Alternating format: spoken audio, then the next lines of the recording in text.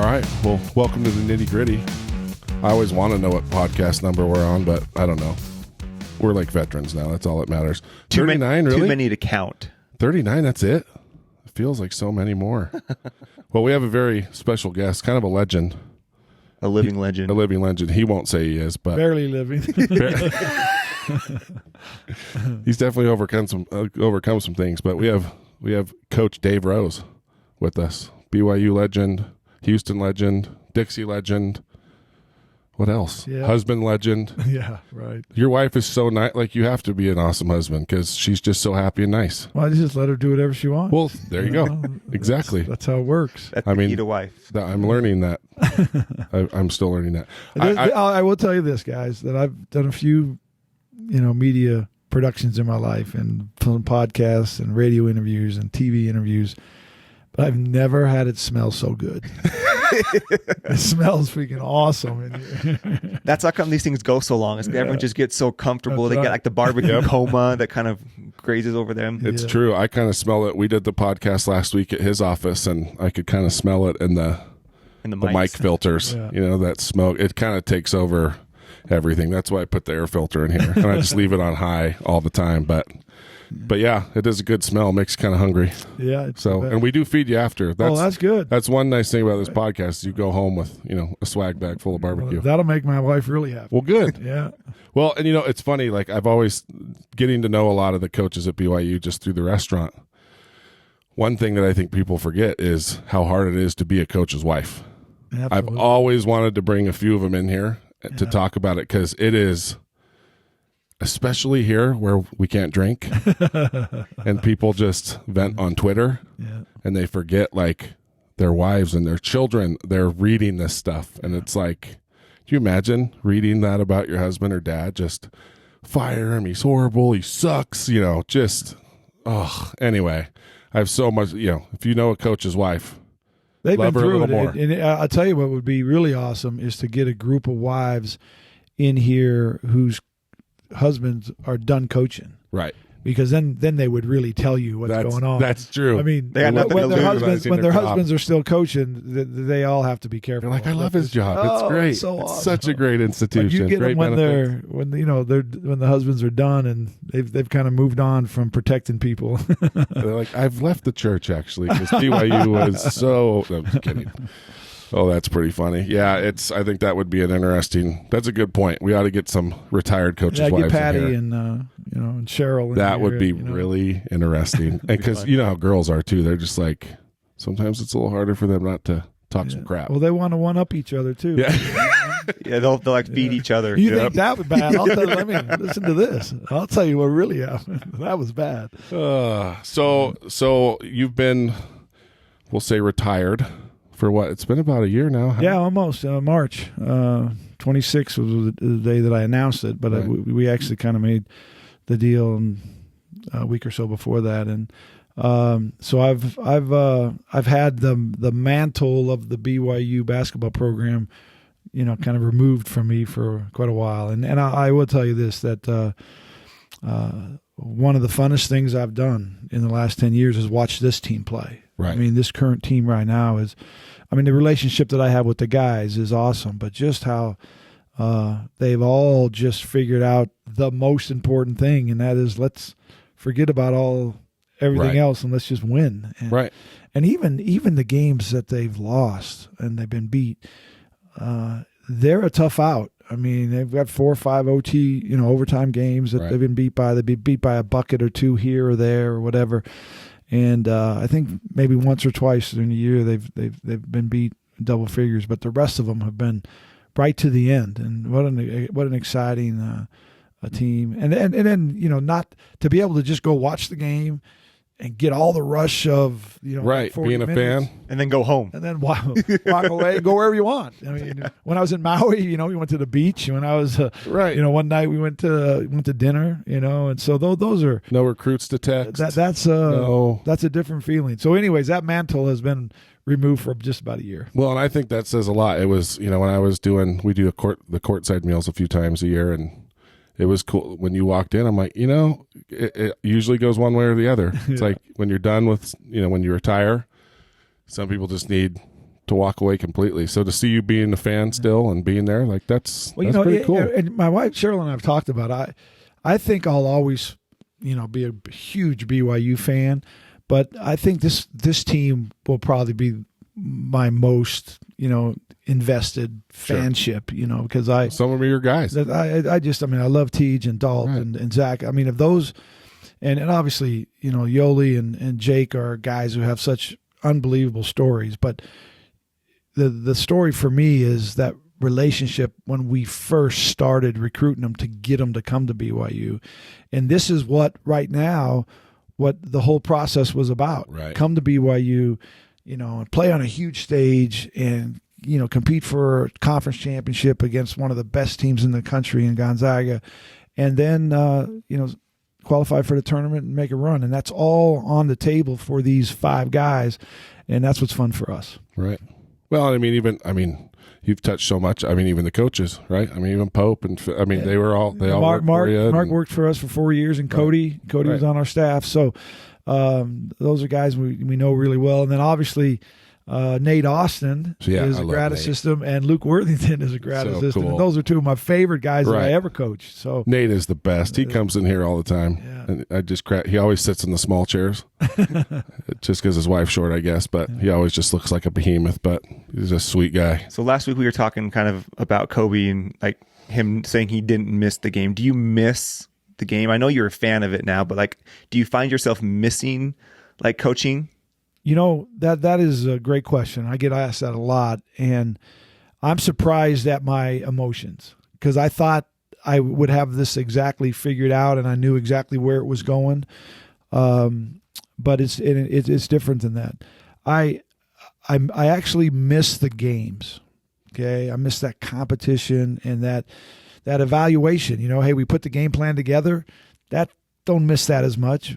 But the actual execution of the game plan, and then did we fail or did we succeed? That part of it is a miss. And then I miss the juice of the gym. And I think that's why 2 or 3 months ago I kind of came out in one of the newspapers or one of the article I was in that I want to get back in the gym. And so I think I'm going to start broadcasting either, to be a color guy on the radio or TV, depending on how it goes for me. You and Russ can hang out together. I'm going to do a few things with the WCC tournament and the Mountain West Conference tournament this year. Right. And then that'd be huge. During the spring and the summer, I think me and my agent will try to figure out if I could, latch on to an ESPN or maybe a Fox or CBS cool. deal. And really cool. I'd love to get into the Mountain West Conference just because I love those venues, and I'm a little bit removed from that. I think it'd be a little bit tougher, even though, beggars can't be choosers. Sure. The WCC, I'm just so close to it's still so fresh. All those guys. Yeah. But it would actually be fun to do that league because of the relationships that I have with those guys. But I really feel like I've got a renewed energy. With the health issue that I had this summer, it's amazing what these doctors have kind of done for me. And they got put a couple stents in my heart, and it's amazing. I breathe a lot better. I feel a lot better. And you have been through it, man. And so for those who don't know, it wasn't just like a health thing. It was a major heart attack. It was interesting. Let's not forget the pancreas, right? Yeah, the pancreatic cancer. Like that, which is, that alone is just... And that's coming, that'll be 11 years in June. Crazy. And we've been battling that every 6 months. I go and have scans. But anyways, so when you ask me, do I miss coaching? I think I miss game nights. But I don't miss so much of what you have to do to get to game night, And so hopefully I can find a way to get in the gym and do some games, broadcasts and just feel the juice of the gym. And I know that if you get a TV gig that along with those nights in the gym, that you got to do some studio work, and that I've done a lot of that actually. I did that in 2010 and 11 back in New York with CBS during the tournament.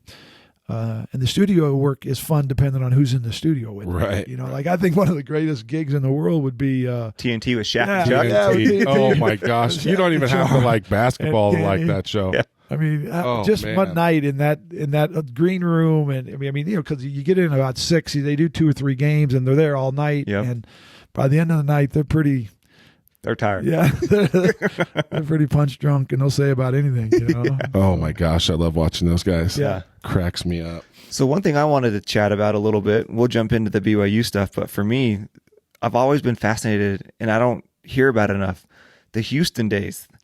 Man, the Phi Slamma Jamma days with Hakeem and Clyde and playing. I mean, what were those days like back then? You know, it's so crazy to think about that, because the one thing that I really remember about all that was that it was so normal. And what's happened since then is it's become abnormal, because these guys have, Clyde and Hakeem were 2 of the top 50 to ever play in the NBA, Yeah. and careers afterwards. And then the guys, Larry Mishaw and Michael Young and Benny Anders, I mean, they're all kind of legends of their own from what they did after BYU. But at the time, after Houston, but at the time, we were just a bunch of guys trying to collect the ticket stubs, because it had a free Big Mac on the back. If you bought a Big Mac, you got a free Big Mac, and so you could get lunch for $2.20, 2 Big Macs and a Coke. So, but that's who we all were, and just going through it and playing. But that senior year was pretty special. We won 26 games in a row. We got beat at Syracuse in the Carrier Dome. And then we traveled to Japan and played in the Suntory Classic, and got beat by Virginia. And that was Ralph Sampson's team. And then we won 26 straight games until we got beat in the championship game. And we're number 1 seed in the tournament. All that was. And that was, to say that just seemed like it was normal is kind of weird, but that's really how it felt, Yeah. that let's just go play another game. And Yeah. What was it like with Hakeem and Clyde? Like, how were they as teammates? well, Clyde was really driven, and he was always on to the next thing, after practice. I mean, then he was getting the weight room, or whatever the day was for him, to keep his body strong. And Hakeem was kind of more let's just go with the flow. And, he had 2 or 3 different groups that he was involved with. So he was a great teammate, because he could he could hang with the young freshmen, the junior college transfer guys.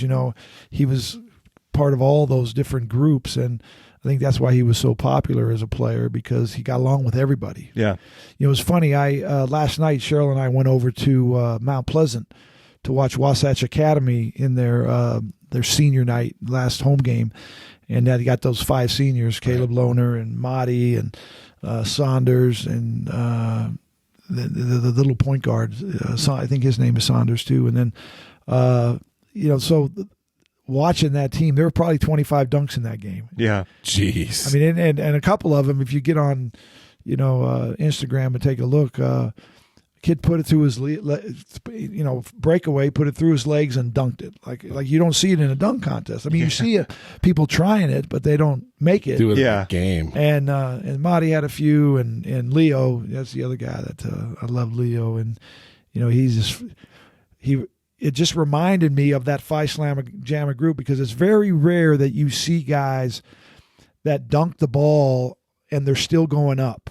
That's what Clyde was so famous for. There's that, it was like he was going up and up, and then he'd shove that ball down and then continue up, and then come, and then Leo had a dunk last night like that. But that is It's like Zion. I saw a dunk the other night. yeah. I mean, his elbow's like, it's not at the rim. It's like up here, and it's like, he's like pushing the ball down in. He dunks it, and then he elevates another 6 inches, and then comes Right.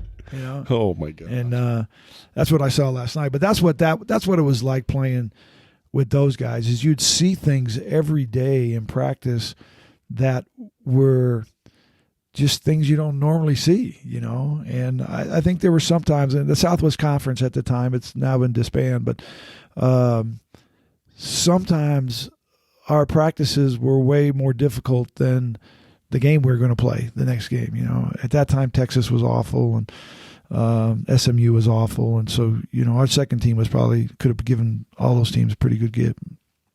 Do you stay in touch with any of those guys? I do, actually. Yeah, we've had a couple reunions. The Final Four was in Houston a few years ago, and we had a big reunion. I went down there this year for the Houston BYU game. Okay. And saw 2 or 3 guys that I played with, and we have a manager, our head manager, and his buddy are the 2 guys that kind of keep the group together and have an email thread. And it's interesting when big things happen down there to kind of get an email. Hey, tomorrow night we play UConn, and this is happening, and I was always coaching. Yeah. Now that stuff comes through, and I think maybe I ought to go down there. Yeah. But, for sure. we see the guys. I haven't talked to Clyde for a while. I think the last time I saw Clyde, we were in Atlanta. I was on a recruiting trip, and Coach Lacombe and I were in a cheesecake factory, and I looked over, and Clyde and his wife just was seated, and Tim goes, "Hey, that's Clyde." I said, "Yeah." Also, I'll say something to him on the way out. So on the way out, we go over there, and I kind of tapped him on the shoulder and said, "Hey, Mr. Drexler, could I have your autograph?" Because I know he hates it. Like that's the worst thing you could ask him to do. And so, and then I kind of went behind the booth so he couldn't see who it was, and just wanted to see what, how would he respond. And he goes, "Oh my gosh," and looks around and he sees me. He goes, "What in the world are you doing here?" That was pretty funny. Last time I saw Akeem was it was at the Final Four a few years ago, and I had all my kids with me. I took them to the Final Four, and we went to the University of Houston just to show them around where Cheryl and I were newly married, and my oldest daughter was actually born there, and so we went into Hoffheinz Pavilion, which is now the Fertitta Center, and there was a camp going on for kind of underprivileged kids, and so I was showing them the seats. Everything was exactly the same. It was before the renovation, and I said, so, I went up to the guy who was directing the camp. I said, "So you got any of the players coming by, or is the coach around?" And he said, "Well, no, but Hakeem's up in the locker room if you want to go say hello to him." So we go up the tunnel, and he's sitting in there and in the locker room all by himself waiting to go down and give a speech. And he sees me, and all my kids are with me, and he goes, "My gosh, Dave Rose, I think you look better now than you did when you played." I don't know whether to take that as a compliment or an insult, but that was pretty funny. So when you were playing, when did you first kind of have the itch or the thought to get into coaching? Yeah, that's a interesting, the way the whole thing came out, because I played at Dixie, went on a mission, came back, played at Dixie, met my wife, we got married that summer, and then I signed with the University of Houston. And my track, I signed up, when I registered for all my classes. I was going to be a business major. My dad, worked for Saudi Arabia oil company, Aramco. And my brother, oldest brother, was in the Marriott Accounting School at BYU. My sister was a financial planner. I mean, and so that was kind of the path that I was on. And after my junior year at Houston, I got hurt, and I was going to redshirt the next year and then play the following year. And that's when I just said, I interned at Shell Oil in One Shell Plaza, downtown Houston. And that year you redshirted, you interned? Yeah. And the 2 most exciting times of the day was 12 o'clock and 5 o'clock. Because 12 o'clock was lunch, and 5 o'clock I got to go home. Okay? And so I wasn't really loving the corporate world too much. And so that next semester I went in and decided, I went home, I actually told my wife, and that was a shock to her, because she thought she was going to marry a big city, businessman. And I said, "Let's coach. That's what I want to do. That's what I love. Let's give it a shot." And it was an interesting career, because most high school coaches stay as high school coaches, and junior college coaches stay as junior college coaches. And I was able to make a run through it and get a chance to Division I coach. And so it's funny how it all works out. But it was, to answer that question, it was probably all the way through what I wanted to do was coach. But I didn't really have the guts to tell people and my parents and everybody else until I was, into my junior year of college. How come? Why do you think you weren't like? What about it was? Well, kind of holding you back? I think I felt a little bit of family pressure, to kind of. My grandfather was an educator back in New Jersey years and years ago, and the only good thing my dad could say was that during the Depression he had a job and a steady salary, but it wasn't much, And if you sign up to be a high school coach, I mean, you're just not going to make much money, right.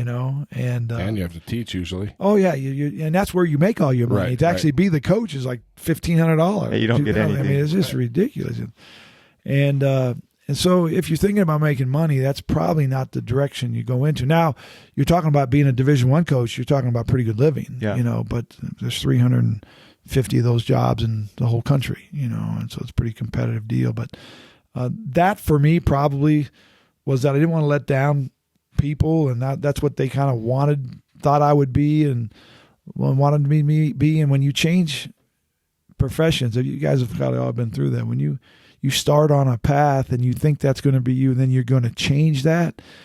There's a lot of anxiety involved. And, once you get it out there, it feels better. But trying to get it out there that first time is a little bit nerve-wracking. Yes, you should tell people you're opening a restaurant and see what they say.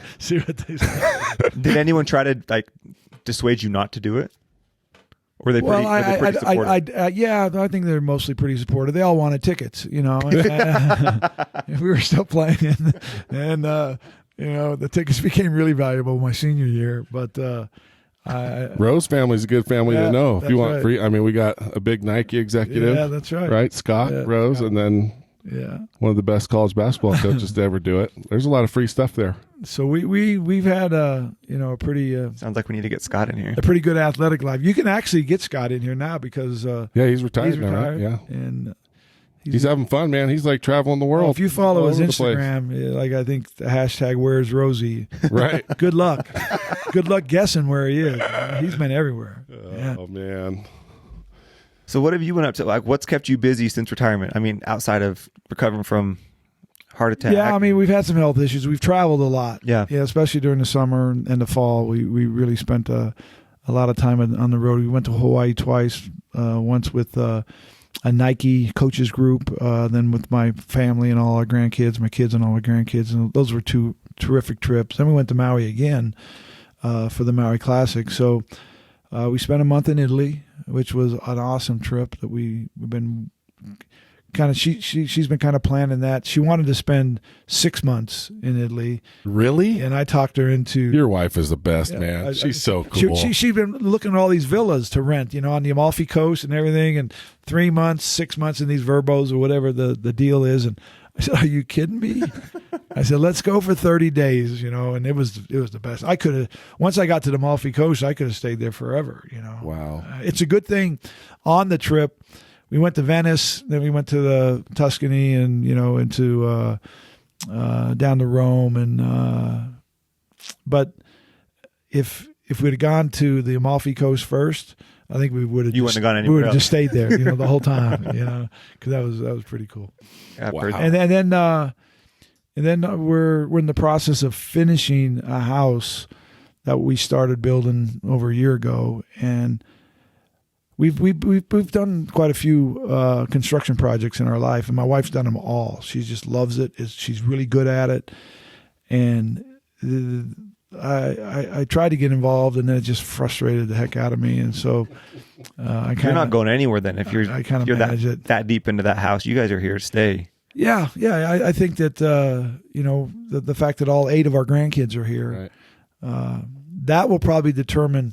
If Brock, my son-in-law Brock Richner, Chanel's wife, Chanel's his wife. If they pack up and leave, and if Garrett backs up and leave, then maybe we'll think about finding a place where I don't have to shovel 6 inches of snow off my driveway in the wintertime. Every day. It is This has been, and especially when you're in the middle of a construction project, Oh man. that you really notice the weather, Sure. what's happening, and it has been wet.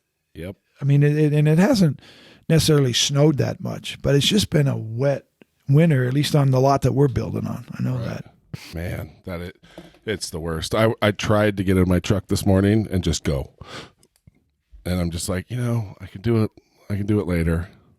And when you take that first step, there's like 6 inches of snow and it's kind of the wet stuff. Yeah, it was heavy this morning. And you're like, if we drive on this twice, I'll never. It'll be April sometime till you see your driveway. Exactly. So I'm like, gosh dang it. I fired up a snowblower. And that, that's always been the beautiful thing about Provo is that it snows and then it melts. Right. And it snows and then it melts. And then you have, somewhat, and the sun shines during the wintertime here, which a lot of places you don't get any sunshine. But some of these, the temperatures have been really low the last, 3 or 4 weeks, and got to get rid of that snow, get it off the concrete. Right.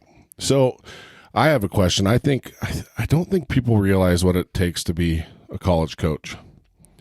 Would you say, run us through the typical year? Because, if you're an NBA coach, all you got to do is coach, right? Yeah. Yeah. Like you have a GM, you have scouts, you have everybody doing all that. But I think what people forget is that there's really no breaks. Yeah. Your life is dictated by the NCAA calendar. Right. And that calendar comes out, and then everybody understands from November until March, 1st of April. And then, you think, oh, the season's over now. He'll get to spend time with his family or, go on trips or whatever. The weekend after the Final Four is the first week that you can go out and recruit. Right. And so if you're a new staff that just got the job, you're on it trying to sign guys for your next year's team. The majority of coaches in the top 50 or 60 in the country, they're trying to go out and get that next class of guys that they're going to try to sign, in November. But there's 3 different tours out there. There's a Nike EYBL Elite Youth Basketball League that is sponsored by Nike that has weekend tournaments everywhere, and then Under Armour and Adidas, they have their own. And you find yourself the weekends that you're allowed to go out, sometimes you're from a Friday to a Sunday, you're in 3 different cities trying to get a Friday evening somewhere, a Saturday somewhere, and a Sunday in another place. And then you get home on Monday, and you're dealing with your students, your guys, trying to recover from the tournament run that you made up academically, all the things you've missed, and then you're back out again on Friday, trying to cover your bases of getting guys. And that's April. May there's a little bit of downtime in May, but you're still involved in all the things at BYU. The calendar rolls to where that's when spring semester starts the end of April, and so May is you're right in the middle of that, and you're working kids out. You've got a schedule every day for that period of time.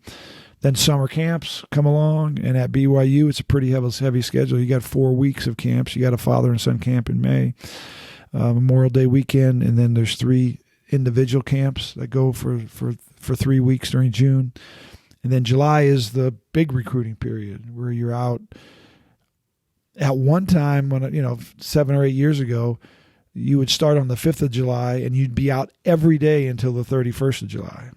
And then they went to 2 10-day periods where you're out for 10 days, home for 4. And now that you can work your guys out in the summer, they've gone to a period of I think 6 or 7 days, and then 6 or 7 days, and then home, and then 6 or 7 days. But when you go home now, you go home to your student athletes, and you're working them out in the off season. So, and then obviously you get to the fall, crank it up, and get ready for back to November. So you don't, and this year you take that group of guys, and in August they went on a foreign trip, because every 4 years you can go on a foreign trip. So they went to Italy, right, and played 4 or 5 games. Were gone for 12 days. So there's not any time in those years, for time off. So, well, not to mention when the phone rings, right, at night with somebody doing something stupid, or I mean, it's crazy. It never stops, and it's funny. Like reading, I've heard you say multiple times. I remember you saying this at your retirement deal. I've never worked a day in my life. Yeah, you got to really love something to be able to say that after hearing that schedule. Well, it's the thing about it is that I don't know anything about accounting, but one of my best friends is an accountant, and I consider when he's strapped to his desk during tax season, he's working. He thinks my life when I'm recruiting and flying to Indianapolis and then trying to drive to Atlanta or whatever I'm doing that weekend. That's a vacation, man. No. I mean, that's what he thinks. No. But the one thing that makes it so fun is the kids, the players. I feel like I've been stuck for 36 years in that 18 to 22-year-old life. I was driving the van when I'm in junior college. I'm, 35 years old, and I know all the latest rap song. I know everything, And my wife's always accused me that I've never grown up, but how could I grow up? For sure. I'm hanging with these guys now you're a vegan forever, I'm just kidding. And then your coaches. I mean, I had the greatest coaches to hang out with, and they're some of them are my best friends today, and those are a couple of things that when you talk about what do you really miss, that's the stuff. The relationships, the time out with you them. guys are so tight like that. Every time I've come to feed you guys, it's funny. You see the players are out screwing around, but all the coaches, they got their Diet Cokes and they're in their little coaches room and they're just huddled up together and they're tight, and it's cool to see. And when we talked about it before the show, but the coaches' wives, they develop a real relationship, and you talk about a support group to help you get through tough times. Those families become really close to each other. Like Dave Rice and Mindy, they're two of our best friends that still to this day, and Travis and Dylan are sometimes you feel like they're your kids. You see the things on Instagram, and Travis is playing for the Huskies now. He's on the squad with Washington, and Dave's assistant coach there. But Dylan's in all the school plays. I mean, it's amazing how tight you become, and it might only be 4 or 5 or 6 years, however many years you spend together, but you create lifetime memories and relationships. You spend so much time together, right? And nobody else really can relate to what you're doing. That's what they all see is the 2 hours, right? 2 hours of the game, 30 times a year. And oh my gosh, that's the greatest thing ever! Look what's happening. Every once in a while, you get beat, and the people go, "Oh man, that must suck for them." And they go home, and they're in their car before they get home. They forgot about it, and those wives and kids, they live with it for 5 more days until you play the next game. Yeah. Think about those 5 days. It would suck. Like you lose a game, we're like, oh. Dave's going to be in a bad mood. This weekend's going to suck. It doesn't turn in your family until you win again. And, I think about Quinn right now, Quinn Snyder. And oh, my gosh. And Quinn takes it as hard as anybody ever. You can just see it in his face. When things are going good, you can still see the stress. But they won, 18 out of 20 or something, and now they've lost 5 in a row with the Jazz. And those are not fun days. Right. The only way you can fix it is by winning. You got to go back and win a game. How have you seen? We talked a lot about the traveling and the recruiting. So I'm good friends with Chris Burgess, and so we'll chat a lot about kind of the recruiting and what he's out doing. How have you seen that change and evolve? From when you first started to kind of what you have to do now. Yeah, I think the biggest change is that these kids are all identified so early. Yeah, because right now, realistically, when are you starting to find you always hear the jokes, 7th grader, 6th grader getting offered scholarships, but is that really when you're trying to find these kids? Well, in my situation at BYU, I had a great class of guys, and then they all had younger brothers who were all pretty good. And so you meet those guys when they're in 8th grade or 9th grade, and you have that relationship, with those guys, and then they commit to you. And, you look at TJ, I've been in TJ, and TJ's been in my life for like 10 years. Yeah. The last 10 years we've been doing this thing together. And so that's a long time. And BYU makes it even longer, when you throw the mission in there. Right. And so, which we got to get rid of. Fear starter. That should be your mission. No. You don't want to get rid of it. It just needs to be like a 3-month mission. Right. Like off season. Like I took Temple Square. I took my wife and my daughter to Nicaragua one year with some BYU athletes, soccer team, and we went down there and did 3 or 4 days of service, and it was a real eye opener for everybody. But Charles Abuo and Jimmer Fredette came with us, all right, and they were the 2 basketball players that were kind of represented on this trip, and we got on a plane to fly home, and I said, "All right, guys, that's your mission. don't think about anything else. When your bishop calls you in, I've done my deal. Right. Coach already told me. Listen, I can say that now. Okay, I couldn't say that before. but we all think it, right? We all think it. I mean, in all of our sports, it's like, man. Are you telling me that Jimmer can't convert more people playing on national TV? You know what I mean? So if you listen to media, it's a super big advantage. Oh, yeah. I mean, it's a huge the advantage. stupidest thing it's only an advantage to those guys who don't have return missionaries. Seriously. But I'll tell you that at some time it becomes an advantage, late into maybe their senior year or something. Right. But a little more maturity. The process of it, you lose so many really good players in the process, and you don't know who they are. And so you think, all right, I got this guy and this guy, so let's recruit these 2 to complement these 2. They come home, and a year later, this guy's not playing anymore. I mean, it's really difficult. And I actually thought that when the church made the change of the age, that would be so good to bring those guys home and have them have 4 years. And it's tough. It's way tougher than I thought it would be for those guys because they're really good players when they leave. Yeah. They're the best high school player in their state or in their region or in their, part of the world, and they go on a mission for 2 years and they're not good anymore. Right. And so you come back and now you're involved with playing against the best players you've ever played against, and they're all in the gym together, and you're not very good. It's way easier to make that adjustment coming right out of high school when you're still good, right? And you make the adjustment, play a year, and then go on a mission, and still you have to go through the process. But your mind, you've already experienced that competition. Your mind is different. Yeah, you understand it for those 2 years how difficult it's going to be because you went through it already. There's some real advantage. I've been asked so many times by parents, if you had a kid, what would you do? And I there's a part of me that leans heavily towards having them play a year. Do it the way we've always done it. And that's the way I did it. I played a year at junior college, then went on a mission, came back. And it got really difficult. I had groin injuries and calf injuries and all kinds. I hurt my shoulder really bad trying to come back from my mission. But I fought through it all and made it happen.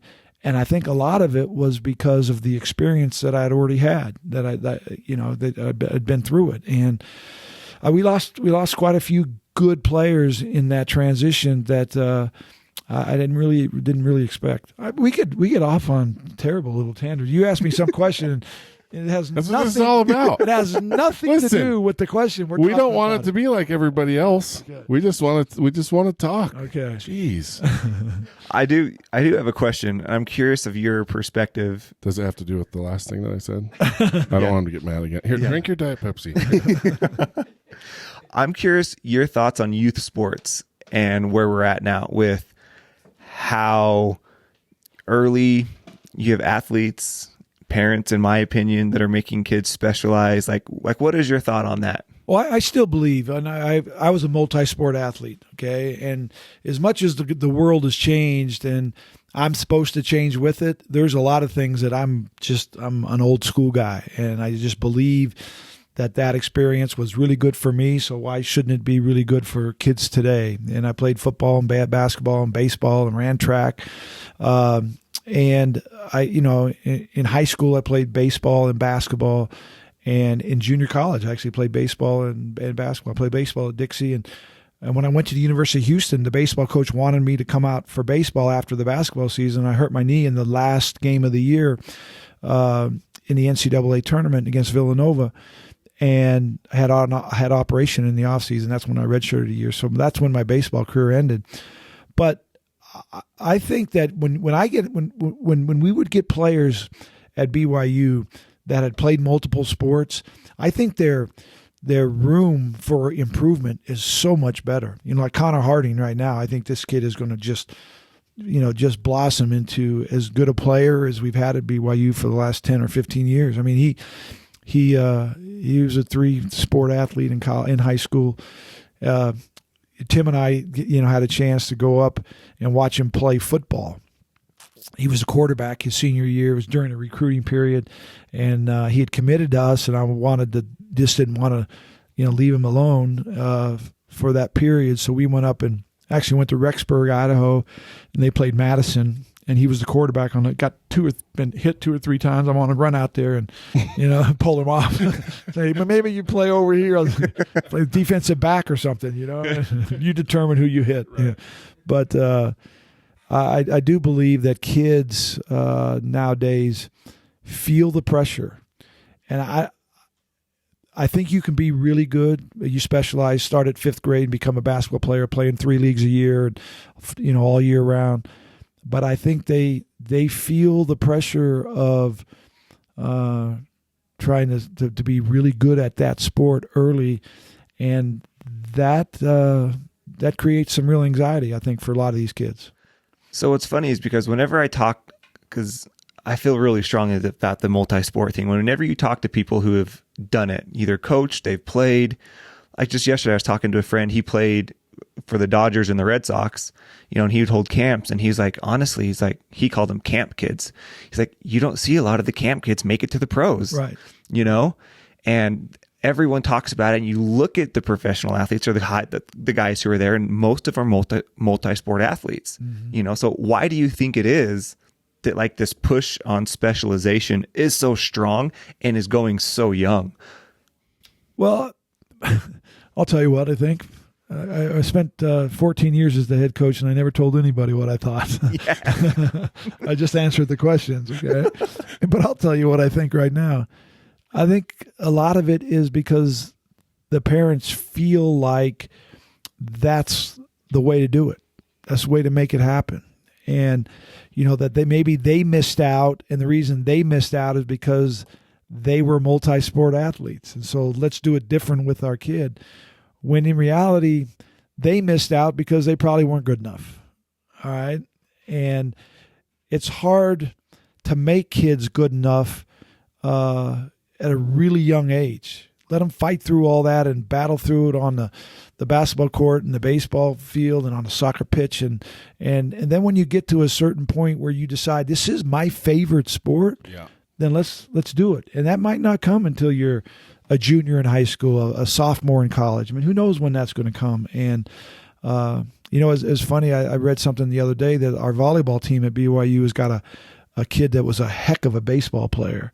And Sean Holmquist said, I bet you if we let him go out on the baseball field that he'd be starting, pitcher or whatever position he was. And I don't think we want to get to that point, right. Where everybody's competing against each other. I lost Corbin Kafusi to the football team, and that really, it was never ever mentioned, and we never spent much time on it, but that hurt us. That was a tough guy to lose, to have to, you put 3 years into him, and then he's ended up, and good for him. He's in the NFL, and, right. For the Jets, but we missed the big fella. I think that when we talk about Corbin, he's probably the only player in the history of the world, and I'm not talking. Sometimes we exaggerate, but the history of the world that has gone on an opposing team to Gonzaga and is undefeated. He's 3-0 at Gonzaga. Wow! And once, I didn't know that. In fact, when he was playing football and we were going to go play the 4th time, I called him up and said, hey, come on with us. Just come dressed. Just come dressed. I'll get you eligible. You're taking classes. Everything's good. I'll just put a uniform on you because we need you to make that happen. But that's pretty cool. That is cool. He beat them all 3 times, and one of the times they were 29-0 and ranked number 1 in the country. So I remember watching one of those games here, and it was just so. What was that ugly dude with the nasty hair? That big. Yeah. And man, it was so fun to watch him play like this Polynesian that was just bouncing him around because he was getting football thick again. Yep. and he was just roughing him up, and you could just tell that he was not used to that. Oh, it was so much fun to watch. And, you know, I remember, I mean, we'll talk about Corb here because I brought him up, but one time in a game, he goes after a ball, the other guy goes after a ball, and you know, the opponent is just knocked into the scorer's table upside down, and it looked to me like, you know, they were both just, you know, going for the ball. Right. And the referee calls a foul, and I go up to the ref, I say, what in the world was the foul? I mean, they were both going after the ball, and they hit each other, but there was no advantage, no disadvantage. He says, I don't know, but it was way too much. Well, because he's 6'10", and, you know, 300 is way too much. He said, I don't know, but it was way too much. That was one of the. That's the only time I got that explanation from an official. And then He was honest. Yeah. You're just like, oh, all right, fair enough. We had him and Bronson on the show. They were like our 4th or 5th guests, and it was so. How about both those kids played football and basketball at BYU? Yep. I mean, how awesome is that? They probably could have played. Yeah. And now they're other teammates. sports. Yeah, now the team. That's really cool. Yeah. They really do have such a cool. I love how close they are, and it's. I mean, how cool is it that they're together? I mean, that whole family. Yep. I mean, they're all. I mean, I don't know. I'm not a real big social media guy, and I probably need to jump into it if I'm gonna. You've improved. If I'm gonna do. You've done a lot better. You know, if I'm going to start a broadcasting career somehow, but when they were doing the what was it? Keeping up with the Kafusi. Oh yeah. You know, it was when they had a lot of time. I think a year, summer ago, whatever. And they'd get long him hair. they'd get him in the weight room, you Yep. know, and they'd work out at you know, one of these facilities at 12 o'clock at night or 1 o'clock in the morning. They're all in there, you know, pumping iron, Oh my gosh. and then they'd, you know, show them on the, you know, fishing, and, you know, Corbin's trying to catch fish with his hands. I They're mean, nuts. yeah, They're all wearing tights yeah. or short shorts. That was a pretty good little. That was entertaining to me. So For sure. Oh, they could totally have their own reality show. They'd be amazing. So I have another coaching question. yeah, It's related. I think it fits with what Andrew asked, but I'm dying to know. I mean, you've been coaching. You said you've been in this 18 to 22-year-old realm for the last 30 plus years. What have you seen? Like, what's changed? Right? I mean, I see it just hiring that age group. kids are different. Yeah, In what way? it's the most impatient group of individuals I think that's been put on the planet. You know, I don't know before that, you know, before 57 when I was born, but I'm telling you, these kids want it so fast, and they want it right now, and it's hard for them to wait. That's why I'm so impressed with, you know, some of these kids, you know, on the BYU basketball team right now, because they're playing such an important role, and they could give so much more. I mean, Connor Harding could be leading scorer on this team if it was his turn, you know. But Zach Celius and Dalton Nixon and the roles that they're playing now as seniors, and that's how it was for quite a few years with us there. And then the impatience. My gosh, these kids they were all leaving. They didn't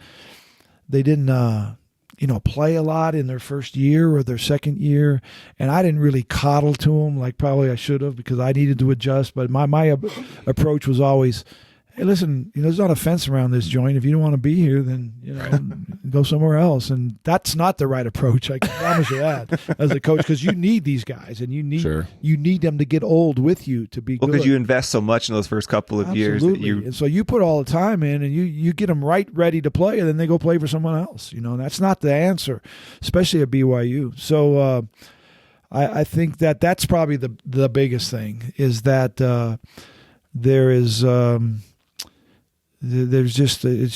there's not a lot of patience with them. And then the other thing that I think, at least in the basketball competitive world, is there's so many outside influences on the kid now that there wasn't 15 years ago.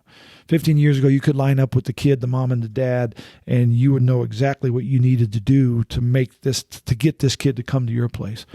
Now you've got to expand that reach into personal trainers, AAU coaches. I mean, people who have the ear of the kid. And you know what?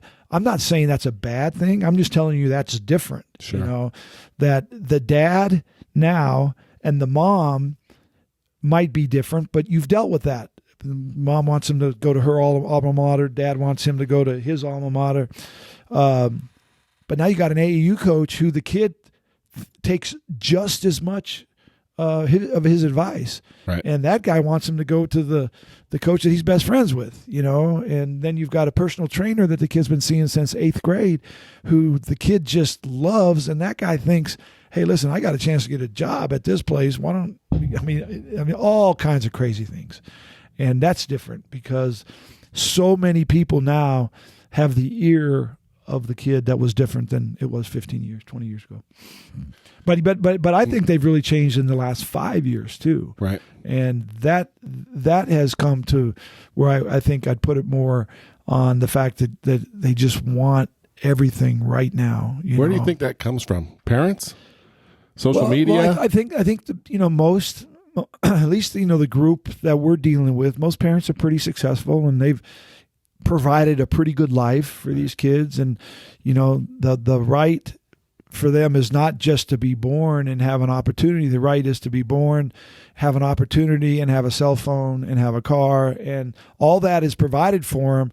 And so when it's time to move on, then, and I don't know if entitlement is the right word, but I think we've got a generation that their expectations are a lot higher for what their people are going to do for them than maybe a generation before that. Well, and they don't know what losing is. Yeah. I look at sports with my kids and even grades. There's no F's anymore. There's no D's anymore. Yeah. It's like we're scared to let kids fail. It's interesting to listen to parents, even young kids, like our camps. I mean, we would run our basketball camps at BYU, and we're talking about 500 kids a week for 3 weeks. And then we'd have a father and son's camp that had 10, maybe 1,100 That's a dads. Great catering job, by the way. So thank you. It's a great camp.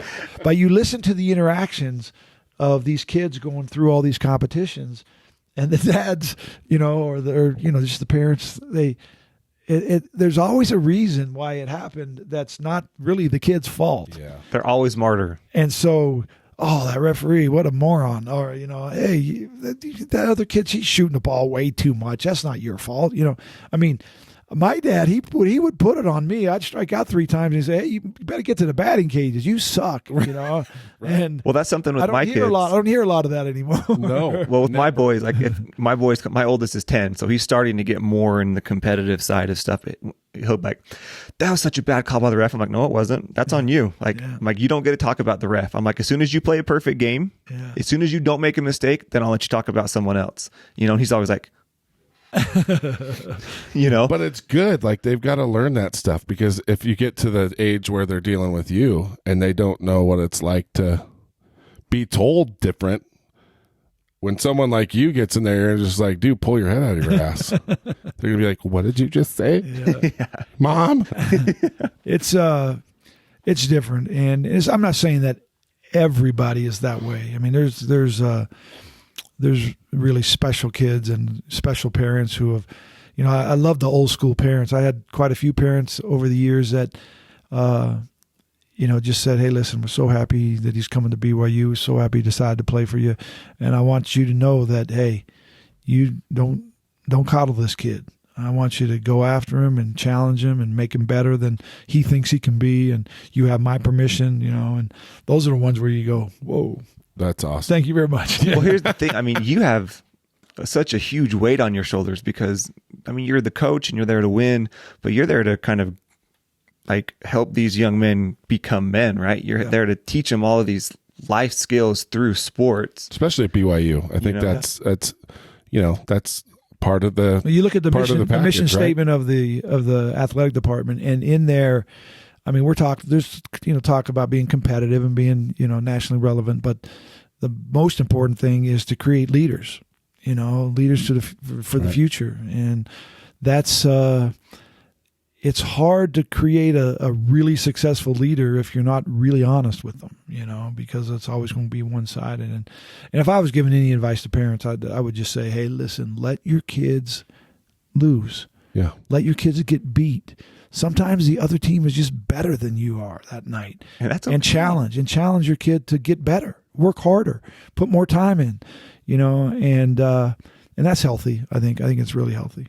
Well, I mean, responding to adversity, that'll help you in everything. It'll help you in marriage. It'll help you at work. It's like, well, how many business owners have to fail? You know what I mean? Like if you lose, there's two different ways you can go. You can give up and just say this sucks and it's everybody else's fault, or I don't want to lose anymore. So what do I got to do to make that happen? Yeah. Do you have any examples of players that maybe we're going to ride the bench? I mean, they're good, but maybe bench players, but really worked their can off and became something special. Any Rudies? Well, I have so many guys that were just so good for our program and good for 3 or 4 different teams. You look at guys like Anson Winder.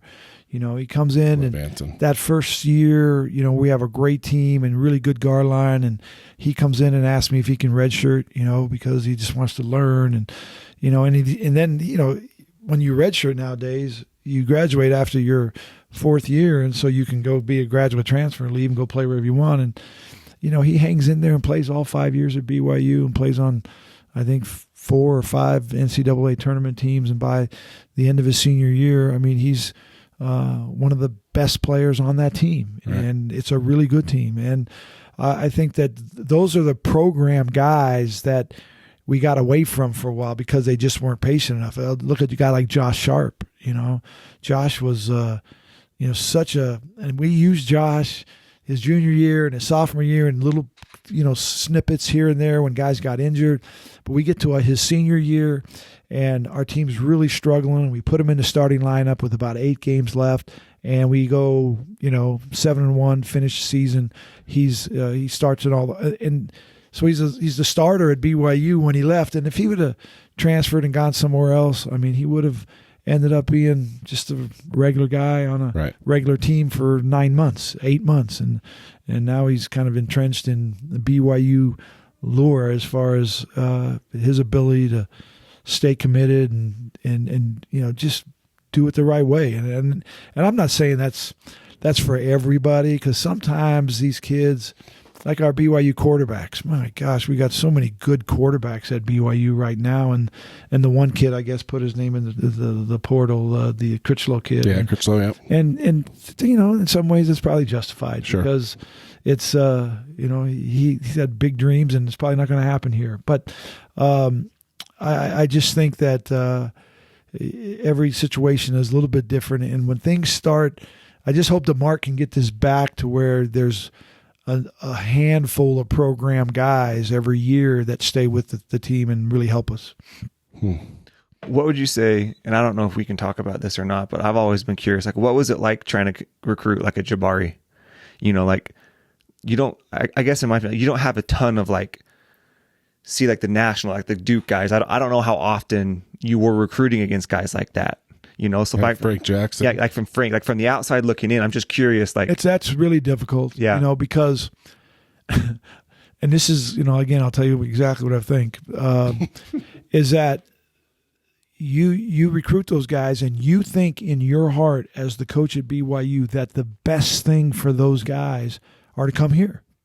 This is the best place that you can increase your stock in the NBA. Is the best place that you can to help you become the best player you can possibly become. Obviously, it's going to help us, but you believe in your heart that you've got something that is the best for them. Why do you think that? Because I just think that when LDS kids come to BYU and they succeed and make it past the norm, like Jimmer's years, right, that you become. I mean, who is a bigger legend, in the LDS world, Jabari Parker or Frank Jackson or Jimmer Fredette? Oh, for sure. I mean, how many kids are named Jimmer? That's all you got to ask. That answers that question. So as a coach, that's what you believe. But when a Duke jumps in, or Kansas jumps in, or a North Carolina, it's like they think that you understand that that's best for them to go to Duke. Or no, see, no. You don't get it. I'm not thinking that way. Okay, I don't think that the best thing for this kid is to go play for Mike Krzyzewski and be the fifth guy off the bench, or you have a year that's not really good, and so they go out and sign 3 guys right over the top of you that are better than you are. I don't think that's the best thing. But they think, oh, everybody knows Duke's better than BYU, so it'd be better to go to Duke. And that's the hardest part of it, is trying to juggle that without offending the heck out of all those people, that are involved in it. Oh, come on, coach, you'd go to Duke too. Well, I don't really agree with that, Right. And that's that's the biggest part of that. But the hardest part, Jabari wasn't nearly as difficult as Frank, because we had Frank for about a year and a half. Yeah. And he was committed, and he just played his way into another level, and he felt like, and all the people around him tell him everything, well, you've played yourself into another level, you need to pursue that level. And once he started pursuing it, that's, things changed. And Frank will tell you today, if you brought Frank in here on the podcast, he'll tell you that he probably could have done everything just as good and had even a better experience if he'd have come to BYU. Because he's going to be a great NBA player. He's right. I think the Pelicans are trying to hide him right now. So it's funny, they can sign him, they can sign him again. I wish they would It's funny, every time he gets in, he makes a difference. Yeah, I mean, he's a good player. He is a scoring guard, right? And it doesn't matter if he's a point guard or an off guard. You put that kid on the floor, and he will score points. He's a good kid too. Yeah, good kid, great kid. He really is. I get to feed the Pelicans when they come to town, and just because of the whole Saints thing, and it's so fun to see. He's a good kid. And my nephew, Trey, my youngest brother, third son, is kind of his running mate. They live together back in New Orleans. Really? Yeah, and so they do everything They dress together. the same? Bring dresses weird. There's no way that Trey could pull off what Frank's pulling off. I mean, those guys, those NBA confident guys, kid, man. They can wear anything, and it looks good. And if it doesn't look good, you just tell them it looks good. Yeah. Okay? I think that's Trey's job, What is it about basketball player? I always tell people, I'm like, of all the sports, there are the most high maintenance menus are basketball players. Yeah. I mean, from BYU to the Pelicans, it's like we need salmon, shrimp. Yeah. It's like, well, it's not on your menu. Like, well, I don't care. We still want it. Oh, okay. It is really funny. Like the dietary stuff with basketball players is a lot more high maintenance than any other sport. When you look at the guys in the NFL that are most like NBA players, right? They're like wide receivers, right? And who's the highest maintenance in the NFL? Totally right. That's true. They're wide receivers. And you're not kidding. Who dresses the wildest in the NFL? Yep. They're usually the loudest. Quarterbacks, they got their own deal, but everybody understands that quarterback thing. Right. But you take guys and then you take those really elite cornerbacks, they're same thing. They're coming with the top hat, the cane, the Petersons. They're going to say the most. But that you got a whole team of those. Okay, when you coach in the NBA, that's really funny because that's dead on. Yep. That's really funny. Dead on. Wow. Well, this has been really cool. So, do we have any other things? I guess I got a few more. But how are you on time? I'm fine. Okay. I'm retired. I'm tired. I mean, my thing is we have a lot of people who listen who maybe aren't huge sport fans, right? And so we hit a lot of things, but if you were to have or when you go and speak to people, because I know you do that a lot, what is kind of your message to people? Like if you were the Tim Ferriss question, if you had a billboard and you wanted to leave a one message for someone like this generation, what would be that message you want? Well, it's kind of cliche, but it really hit me hard when I was diagnosed with cancer 10 years ago. And I was running a race that I don't know if I could have survived, and, my wife, she always says that I was trying to sprint a marathon and I was just going to run myself right into the ground. And so from that, we tried to turn the page a little bit and figure out a way to enjoy the journey, to enjoy what we're doing, not just live for the result, And as a coach, every season is a new journey, and then there's a result and how that turns out. And so for me, like next week, I'm going back to Atlanta and I'm speaking to a group of 300 or 400 American Cancer Society volunteers, and try to get them fired up to go out and have another year of it's amazing how many volunteers there are in the world doing great work, supporting unbelievable causes, and I think those are the people who understand the importance of enjoying the day and to seize the day and to make each day kind of your own, little masterpiece, and then move on to the next one. And I know that's one of the hardest things to do for young players. I was kind of maybe ripping on some of the younger guys in that generation, and really we're ripping on their parents. Yeah, and talking about the I mean, their it's not patience, their fault. their patience level. But I'll tell you that there's so much good that happens every day that I think we ignore, that we just get right past because we're waiting for the big thing. We're waiting for the Saturday night, championship game instead of just, enjoying everything in between. Enjoying the journey. Yep. It's like this Kobe thing. I think a lot of people, that's what we talked about last week. Like, those are the things that make you kind of go, I mean, if Kobe Bryant can just go. I mean, how did you feel? Ugh. How did you feel? Everybody was somewhere, but how did you feel when you actually knew that the news was true and he was actually gone and there was no more Kobe? You can't trick how you feel. No. And I was driving and I'd been out of cell service, and we get back into cell service and bam, it pops up on my wife's phone. And I was shocked at how I felt because it just hit me like, I don't know the guy. I watched him play and thought that, my gosh, this dude he's just a killer. He's just the best that you can possibly have in his time. And everyone wanted to compare him to Michael Jordan and then LeBron when LeBron comes on. And I'm not really into comparison. I watched that dude win 5 NBA rings, and I watched him do 60 on the Jazz the last game of his career. And I mean, and then everything that he's done in the last 3 years, it hit me really hard. And I think it did everybody. It really did. And especially in the sports world, guys who were NBA, fans, and there's a lot of NBA fans in the state of Utah because of the Jazz. Right. And then, Kobe was kind of a pain in the side of the Jazz, and so now there's a lot of guilt going on in the state. Oh my gosh, I've wished all these bad things on this dude, and yeah. So you're trying to fix all that in a short period of time, right. And but you end up writing letters to him. Yeah.